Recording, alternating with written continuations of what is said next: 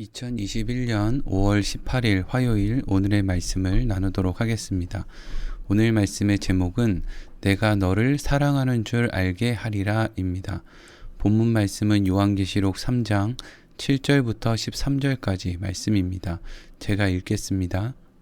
빌라델비아 교회의 사자에게 편지하라. 거룩하고 진실하사 다윗의 열쇠를 가지시니 곧 열면 닫을 사람이 없고 닫으면 열 사람이 없는 그가 이르시되 볼지어다 내가 내 앞에 열린 문을 두었으되 능히 닫을 사람이 없으리라. 내가 내 행위를 아노니 내가 작은 능력을 가지고서도 내 말을 지키며 내 이름을 배반하지 아니하였도다.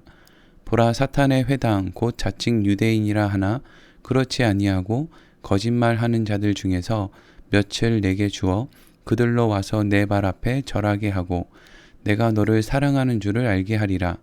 내가 나의 인내의 말씀을 지켰은즉 내가 또한 너를 지켜 시험의 때를 면하게 하리니 이는 장차 온 세상에 임하여 땅에 거하는 자들을 시험할 때라. 내가 속히 오리니 내가 가진 것을 굳게 잡아 아무도 내 면류관을 빼앗지 못하게 하라. 이기는 자는 내 하나님 성전에 기둥이 되게 하리니 그가 결코 다시 나가지 아니하리라. 내가 하나님의 이름과 하나님의 성 곧 하늘에서 내 하나님께로부터 내려오는 새 예루살렘의 이름과 나의 새 이름을 그의 위에 기록하리라. 귀 있는 자는 성령이 교회들에게 하시는 말씀을 들을지어다. 아멘. 오늘은 예수님께서 빌라델비아 교회 교인들에게 하신 말씀에 대해서 생각해보는 세 번째 시간입니다. 오늘은 이제까지 빌라델비아 교회에게 주신 예수님의 말씀과 아직 다루지 못한 빌라델비아 교회를 향한 예수님의 말씀을 함께 정리해서 나누도록 하겠습니다. 빌라델비아 교회의 교인들은 작은 능력을 가지고 있었지만 그럼에도 불구하고 예수님으로부터 칭찬을 받습니다. 이 대목에서 우리는 한 가지 중요한 질문을 할 수 있습니다. 여러분, 빌라델비아 교회의 교인들은 작은 능력을 가지고 있었지만 그럼에도 불구하고 하나님 말씀에 순종하기로 결단을 했기 때문에 그 말씀에 순종할 수 있었을까요? 아니면 그들이 작은 능력을 갖고 있었기 때문에 어쩔 수 없이 자연스럽게 하나님의 말씀에 순종할 수 있었을까요? 이러한 질문을 우리는 해볼 수 있습니다. 이러한 질문에 대한 답을 우리는 사도 바울의 고백을 통해서 얻을 수 있습니다. 하나님께서는 사도 바울에게 육체의 질병을 허락하셨습니다. 그리고 사도 바울은 자신에게 있는 육신의 질병을 치료해 줄 것을 하나님에게 간절히 기도했습니다. 그때 하나님께서 바울에게 이런 말씀을 주십니다. 고린도후서 12장 7절에서 10절까지 말씀입니다. 여러 계시를 받는 것이 지극히 크므로 너무 자만하지 않게 하시려고 내 육체에 가시 곧 사탄의 사자를 주셨으니 이는 나를 쳐서 너무 자만하지 않게 하려 하심이라. 이것이 내게서 떠나가기 위하여 내가 3번 주께 간구하였더니 나에게 이르시기를 내 은혜가 내게 족하도다. 이는 내 능력이 약한 데서 온전하여 짐이라 하신지라. 그러므로 도리어 크게 기뻐함으로 나의 여러 약한 것들에 대하여 자랑하리니 이는 그리스도의 능력이 내게 머물게 하려 함이라.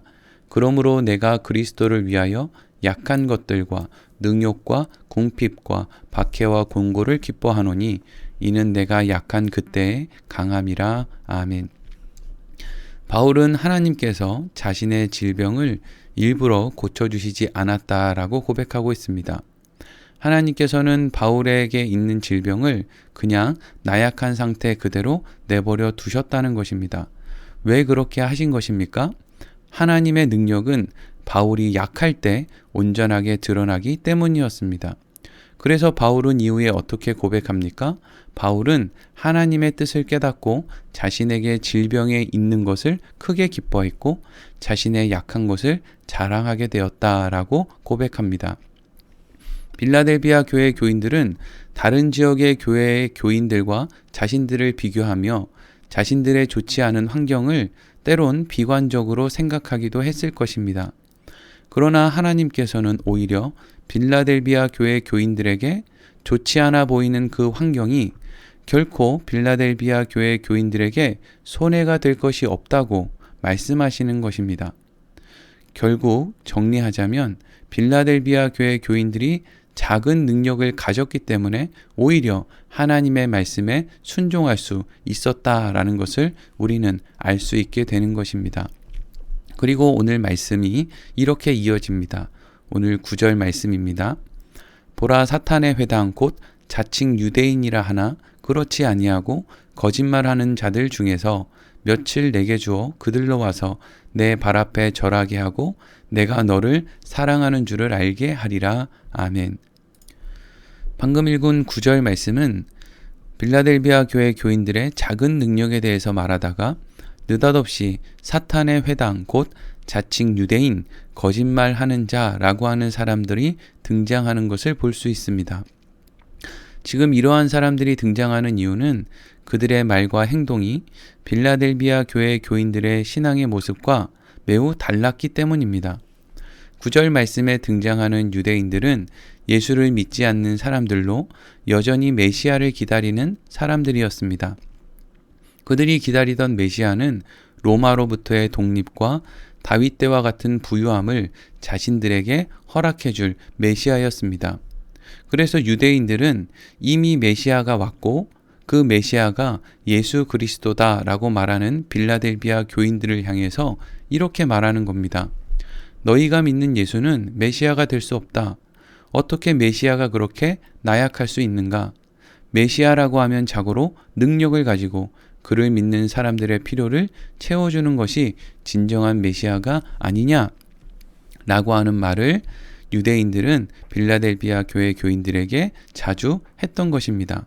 그런데 그렇게 자신들이 생각하는 메시아를 기다리며 유대교의 법에 따르며 살았던 유대인들 가운데 몇 사람이 빌라델비아 교회로 오게 되었다라고 말하고 있습니다. 왜 그 사람들은 빌라델비아 교회로 오게 되었을까요? 빌라델비아에 황제를 숭배하지 않는다는 이유로 핍박이 찾아왔을 때 메시아를 기다린다고 했던 유대인들은 너무나 쉽게 황제를 숭배하는 길로 가버리게 됩니다. 이는 유대인들이 메시아를 기다리는 이유가 결국 이 세상에서의 성공과 연결되어 있는 것이었기 때문에 그들은 황제를 숭배하는 일을 마다하지 않았던 것입니다. 그리고 유대인들은 황제를 숭배하지 않는 일을 하는 같은 유대인들을 고발하기까지 하였습니다. 그런데 빌라델비아 교회 교인들은 끝까지 황제를 숭배하지 않았을 뿐 아니라 함께 신앙생활을 하는 사람들을 고발하기는커녕 서로를 아끼며 사랑하는 모습을 보여주었던 것입니다. 예수님께서 제자들에게 이러한 말씀을 하셨습니다. 요한복음 13장 35절 말씀입니다. 너희가 서로 사랑하면 이로써 모든 사람이 너희가 내 제자인 줄을 알리라. 아멘. 빌라델비아 교회 교인들은 어려운 환경 속에서 살았지만 그럼에도 불구하고 서로 사랑하고 의지하며 살았습니다. 핍박이 찾아왔을 때 그들은 서로를 고발하는 것이 아니라 서로를 감싸주었습니다. 이러한 모습은 그것을 바라보는 사람들로 하여금 하나님이 그들과 함께하는 것으로 보였습니다. 누가 더 하나님 앞에 많은 복을 받는가를 경쟁하듯 살아가던 유대인들은 신앙적인 한계를 느끼고 그러한 빌라델비아 교회의 모습을 따라 빌라델비아 교회로 나아오게 된 것이었습니다. 그리고 이어지는 말씀 10절과 11절 말씀입니다. 내가 나의 인내의 말씀을 지켰은즉 내가 또한 너를 지켜 시험의 때를 면하게 하리니 이는 장차 온 세상에 임하여 땅에 거하는 자들을 시험할 때라. 내가 속히 오리니 내가 가진 것을 굳게 잡아 아무도 내 면류관을 빼앗지 못하게 하라. 아멘. 예수님께서는 빌라델비아 교회가 인내의 말씀을 지켰기 때문에 앞으로 있을 시험의 때를 면하게 될 것이라고 말씀하셨습니다. 이것을 많은 잘못된 종교관을 가진 사람들은 빌라델비아 교회 교인들처럼 신앙생활을 하면 주님께서 다시 오실 때 환난을 당하지 않고 종말을 맞이하게 될 것이라고 말하기도 합니다. 그러나 이 말씀은 고난을 당하지 않을 것이라는 말씀이 아닙니다. 이미 빌라델비아 교회 교인들은 충분히 고난을 당하고 있었습니다. 그리고 대부분의 사람들은 죽을 때까지 고난을 당하다가 죽게 됩니다. 그렇다면 이것은 무엇을 면하게 해준다는 말이겠습니까? 그들이 믿음은 저버리지 않도록 예수님께서 붙잡아 줄 것이라는 것을 의미하는 것입니다. 로마서 8장 35절에서 39절 말씀입니다. 누가 우리를 그리스도의 사랑에서 끊으리요? 환난이나 공고나 박해나 기근이나 적신이나 위험이나 칼이랴.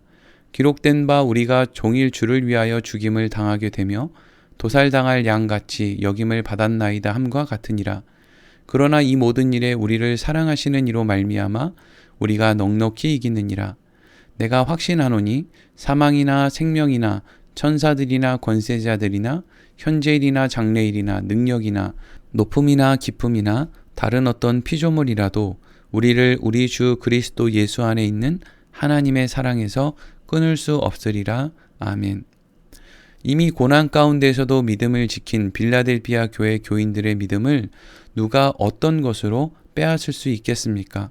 그러니 고난 가운데서도 믿음을 지킬 수 있었던 것이 바로 그것이 하나님의 은혜인 것입니다. 그리고 12절과 13절의 말씀을 읽겠습니다. 이기는 자는 내 하나님 성전에 기둥이 되게 하리니 그가 결코 다시 나가지 아니하리라. 내가 하나님의 이름과 하나님의 성 곧 하늘에서 내 하나님께로부터 내려오는 새 예루살렘의 이름과 나의 새 이름을 그의 위에 기록하리라. 귀 있는 자는 성령이 교회들에게 하시는 말씀을 들을지어다. 아멘. 예수님께서는 빌라델비아 교회 교인들에게 이기는 자는 하나님의 성전의 기둥이 되게 하겠다라고 말씀하셨습니다. 그리고 그가 결코 다시 나가지 않을 것이라고 말씀하셨고 성도들에게 새 예루살렘의 이름과 예수님의 이름을 기록하시겠다라고 말씀하셨습니다. 지금 예수님께서 빌라델비아 교회 교인들에게 약속하신 말씀은 모두 잦은 지진 속에서 살아가고 있던 빌라델비아 교회 교인들의 눈높이에 맞춘 축복의 말씀이었습니다.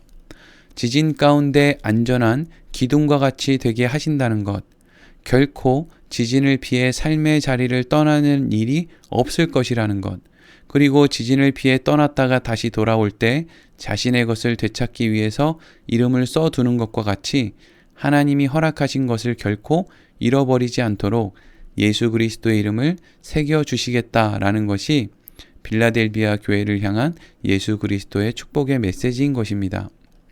사랑하는 성도 여러분, 빌라델비아 교회 교인들은 좋지 않은 환경 속에 살아갔지만 그 환경으로 인해서 오히려 하나님의 말씀에 순종하며 살아갈 수 있었습니다. 그리고 어려운 환경 속에서도 성도들 간에 오히려 서로 의지하며 화목하게 지낼 수 있었습니다. 이 모든 환경은 그들이 기대하지 않았던 환경이었지만 오히려 그들을 온전한 곳으로 인도했습니다. 그렇기 때문에 오늘 마지막 부분에서 예수님께서 말씀하신 이기는 자라고 하는 말은 빌라델비아 교인들이 이기면 어떤 복을 대가로 주시겠다는 말씀이 아니라 이길 수밖에 없는 환경을 이미 허락하신 하나님께서 복을 준비하고 계신다라는 말씀이라는 것을 우리는 알 수 있습니다. 지금 우리가 살아가는 환경이 여러분의 기대와 다를지라도 그 환경이 여러분을 하나님께로 나아가도록 하고 있고 하나님의 말씀에 순종하도록 하고 있다면 여러분은 반드시 여러분에게 하나님의 복이 임했고 또 앞으로 영원히 하나님의 복이 여러분과 함께할 것임을 잊지 말아야 합니다. 이것이 하나님께서 우리에게 이미 주신 복이며 그리고 끝까지 약속하신 하나님의 복이기 때문입니다. 오늘 말씀을 마치도록 하겠습니다.